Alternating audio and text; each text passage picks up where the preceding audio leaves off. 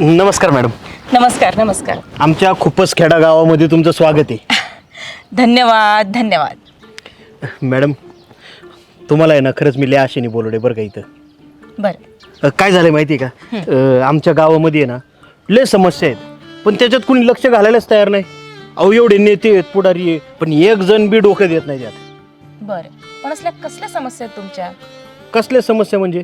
अहो मॅडम तुम्ही मला सांगा, आज आपण काय म्हणतो, आपला देश लय पुढं गेलाय, आपण चंद्रावर पाऊल ठेवलंय, आपण प्रगती केली आहे.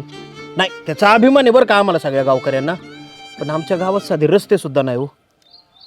आणि राहिला विषय लाईटीचा, अहो शहरामध्ये 1 मिनिट सुद्धा लाईट जात नाही आणि आमच्या इथं 1 दिवस सुद्धा टिकत नाही.